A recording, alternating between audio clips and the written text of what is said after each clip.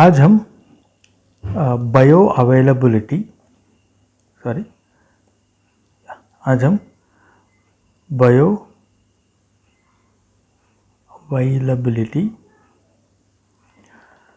और bio equivalence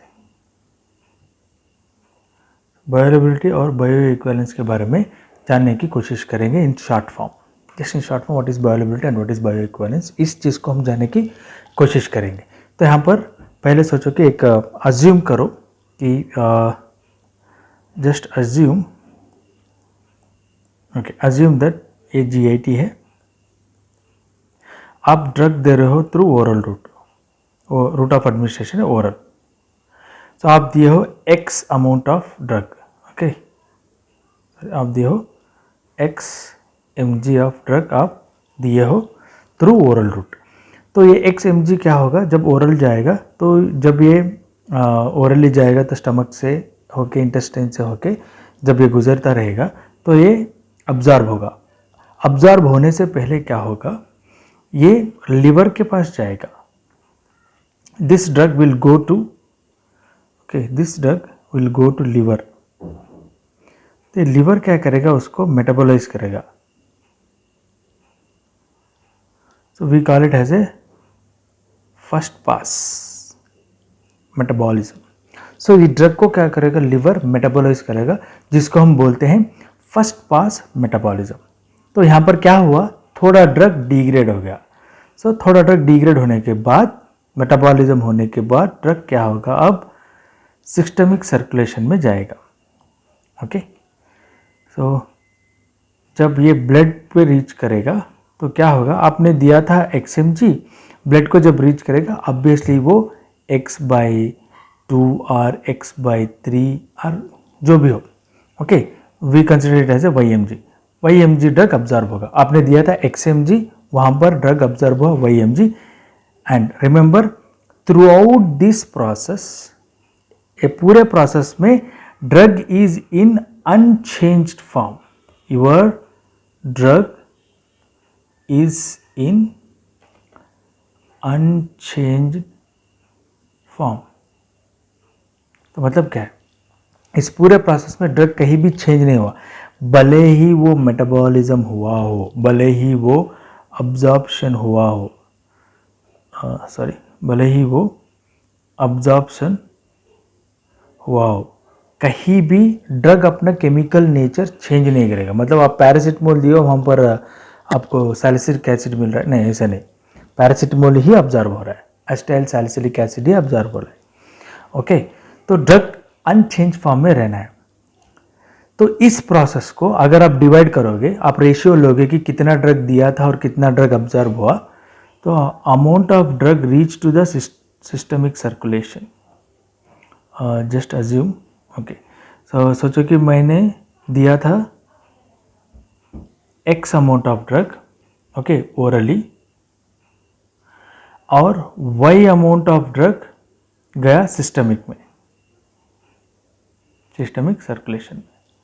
मैंने दिया था X अमाउंट, सिस्टमिक सर्कुलेशन में गया Y अमाउंट। इसको हम बोलते हैं fraction absorbed, what we called fraction absorbed. So इस फ्रैक्शन अब्जॉर्ब को हम बोलते हैं बायो अवेलेबिलिटी। ओके, इसके 2-3 डेफिनेशंस है। एक डेफिनेशन है ये वाला कि अब ड्रग कितना देते। सोचो कि अब एक एग्जांपल लेंगे हम फ्रैक्शन के लिए। सोचो कि मैंने दिया था 10 mg ऑफ ड्रग ओरली, लेकिन वो जब मैं ब्लड विथड्रॉ करके मैंने चेक किया पूरा अब्जॉर्प्शन हो जाने के बाद, तो मुझे मिला ओनली 5 mg। ओके, तो कितना ड्रग गया, ओके, 0.5। फ्रैक्शन क्या है, फ्रैक्शन क्या है उसका, 0.5। ओके, इतना फ्रैक्शन ड्रग अब्जॉर्ब हुआ, मतलब आधा ड्रग मैंने दिया था, सिर्फ आधा ड्रग ही गया। फ्रैक्शन अगर 1 है तो फुल ड्रग अब्जॉर्ब हुआ, फ्रैक्शन अगर 0.5 है तो आधा ड्रग अब्जॉर्ब हुआ। एंड रिमेंबर, बायो अवेलेबिलिटी के लिए यूनिट्स नहीं है, there is no units for bioavailability, क्योंकि हम mg/mg कर रहे हैं, यूनिट्स तो कैंसिल हो जाएंगे, इसलिए बायो अवेलेबिलिटी के नो यूनिट्स है। Remember, there are no units for bioavailability, it only express in the form of fraction. तो इस चीज को हम बोलते हैं बायो अवेलेबिलिटी। ओके, तो इसका ऑफिशियल डेफिनेशन जानने के लिए आपको check this. Okay, so definition ये बोलता है amount of drug given in the systemic circulation which reach to the amount of drug given orally in any route which reach to the systemic circulation. Okay, so the fraction of drug reaching to the systemic circulation in unchanged form, इसको भी हम bioavailability का एक example मतलब definition बोल सकते हैं। यहाँ देखो आपको है fraction administered dose that enters the systemic circulation, इसको भी हम बायोअवेलेबिलिटी बोल सकते हैं। और rate and extent, rate and amount बोला है, आप ये भी लिख सकते हो rate and extent of absorption. अगर मैं एक ग्राफ डालने की कोशिश करूंगा यहाँ पर कंसंट्रेशन टाइम लेके, तो सोचो कि ये ऐसे ऑब्जर्व हो रहा है। ओके, तो रेट एंड एक्सटेंट, कौन से रेट में कितना ड्रग कितने टाइम में अंदर जा रहा है, ये होगा रेट आपका। एंड एक्सटेंट, कितने देर तक कितना ड्रग अब्जॉर्बर है। So this rate and extent of drug absorption into the systemic circulation from the site of application, we call it as bioavailability। बस इतना जानो, आप कितना दे रहे हो और वहाँ कितना जा रहा है उसको फ्रैक्शन में ले लो। टोटल नीचे रखो, ऊपर मतलब टोटल ड्रग जितना दे रहे हो वो नीचे रखो। ओके, टोटल ड्रग दे रहे हो नीचे रहो, और ऊपर जितना ड्रग ऑब्जर्व है उसको रखो। इस जो भी फ्रैक्शन है उसको हम बोलते हैं बायोअवेलेबिलिटी। देखो available dose, okay, fraction bio available dose divided by administered dose. Bio available dose का मतलब है डोज इन प्लाज्मा और you can say in blood. जितना ड्रग ब्लड में ऑब्जर्व हुआ उसको हम बोलते हैं bio available. Okay, so this one bio available drug. So bio available drug का मतलब है amount of drug enter into the blood और you can say systemic circulation. इस चीज को हम बोलते हैं bio available drug. Okay, next हम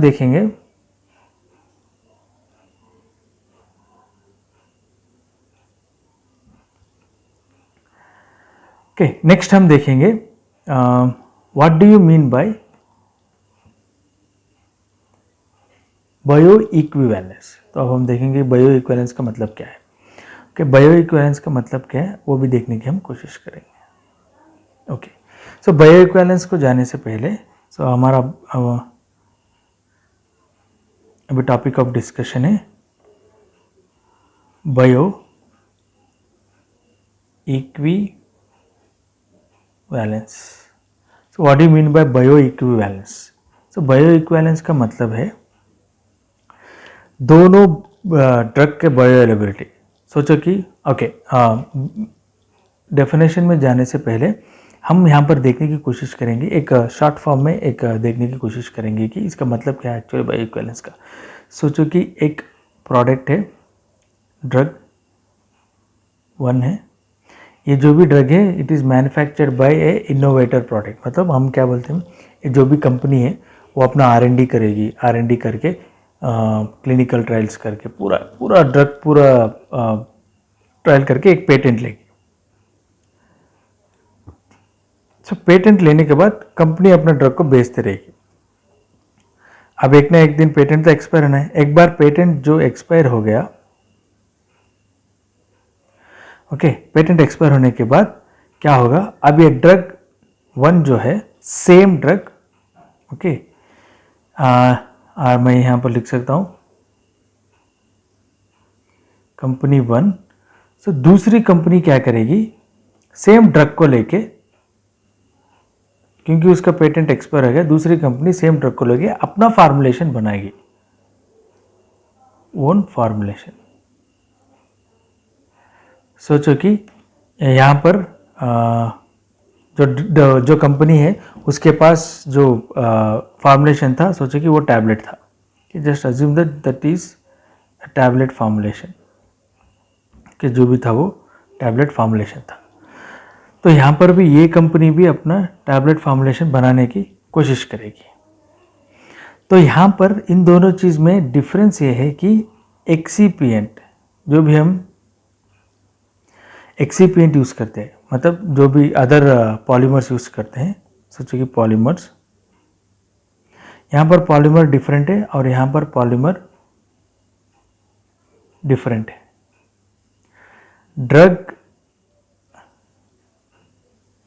drug is same in both.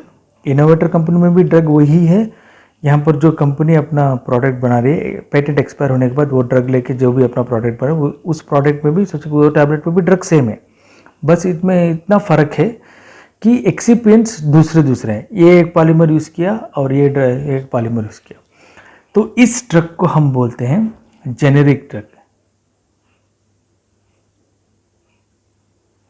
Generic drug हम इसको इसलिए बोलते हैं क्योंकि जिसका पेटेंट एक्सपायर हो गया है ड्रग का, ओके, पहले जो कंपनी थी वो तो अपना पूरा रिसर्च करके बहुत सारे करोड़ों रुपए खर्च करके वो अपना ड्रग को मार्केट में लेके आएगी, पेटेंट लेके उसका हाई प्राइस रख के सेल करेगी, इसलिए उसका प्राइस हाई रहेगा।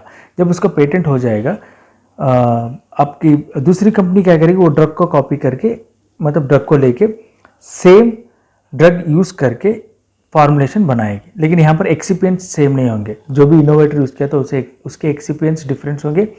जो भी यहाँ पर जेनेरिक ड्रग बना रही है कंपनी, उसके एक्सिपिएंट्स सेम होंगे, रिमेंबर। तो हमें इफेक्ट ऑफ एक्सिपिएंट्स पता नहीं है, ये बंदा एक्सिपिएंट दूसरे यूज़ कर रहा है।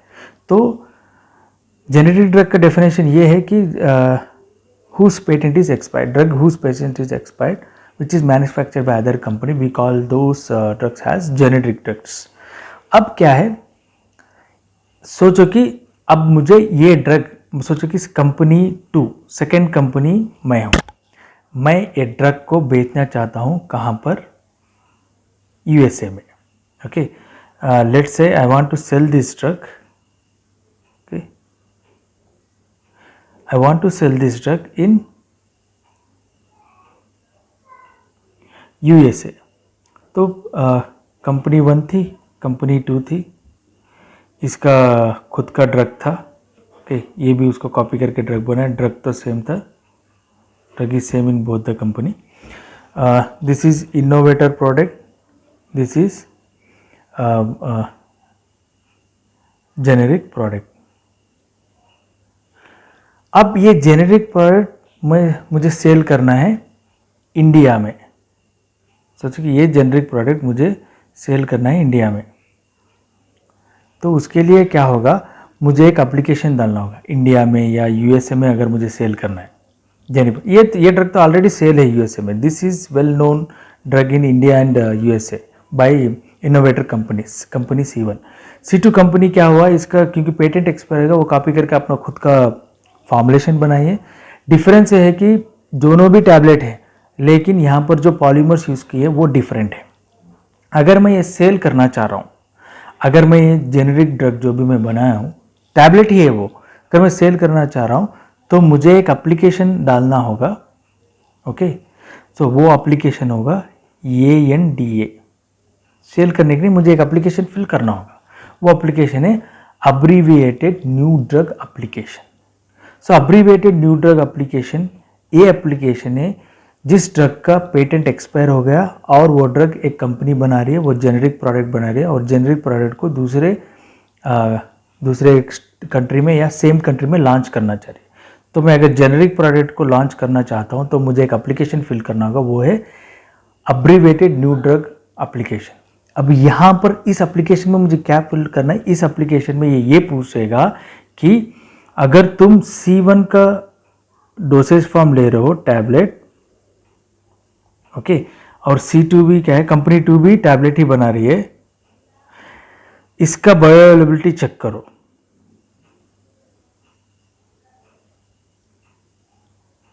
इसका बायोअवेलेबिलिटी और इसका बायो अवेलेबिलिटी 90 और यू कैन से 80% से 125% तक मैच होना है।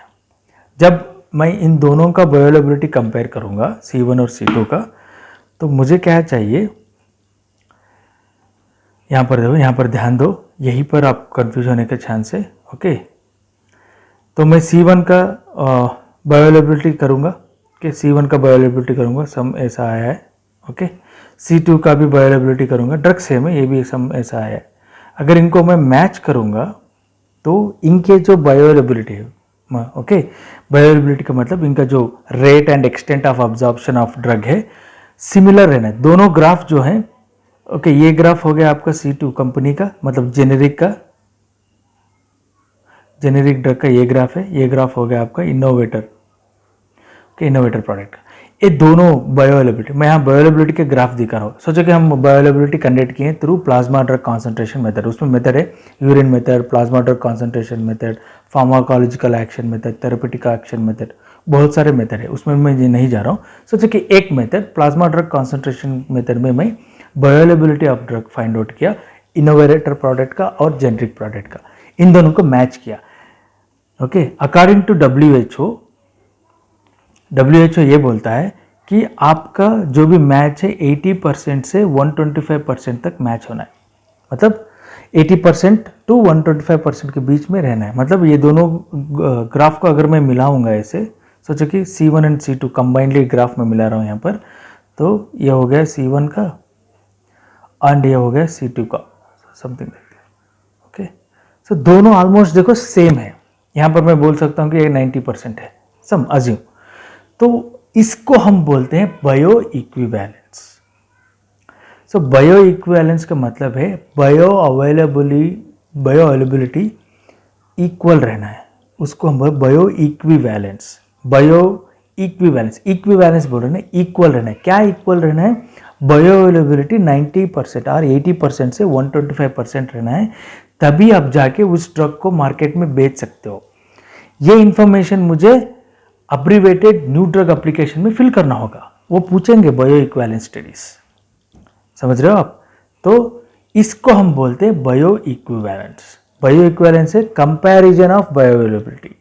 Bio availability comparison of amount given and amount absorbed, बस उतना ही सिंपल। बायो अवेलेबिलिटी कितना ड्रग दिए थे, कितना ड्रग अब्जॉर्ब हुआ, इस कंपेयर को बोलते हैं हम बायो अवेलेबिलिटी। एंड दो same drug, two formulation, one is from innovator, another is from generic। दो फॉर्मुलेशन है, एक इनोवेटर का है, एक जेनरिक है, इसको हम बोलते हैं bio equivalence. So something is equal, what is that equal thing? That is your bio availability, equal रहना है। तो इसको क्या करेंगे हम, इनोवेटर प्रोडक्ट ऑलरेडी उसका तो बायो अवेलेबिलिटी किया होगा सही से। जो भी जेनरिक ड्रग बनाना चाह रहा है आफ्टर पेटेंट एक्सपायरिंग, वो बंदा अपना ड्रग लेके जाके फर्स्ट वो ANDA एप्लीकेशन फिल करेगा। इस एप्लीकेशन के तहत वहाँ उसको आंसर देना हो कि बायो इक्विवेलेंस कितना है। तो वो जाके टेस्ट करेगा पेशेंट के ऊपर या नॉर्मल हेल्थी पर्सन के ऊपर कि बायो अवेलेबिलिटी कितना है जेनरिक प्रोडक्ट का। फिर उस बायो अवेलेबिलिटी डेटा को मैच करेगा विथ इनोवेटर प्रोडक्ट।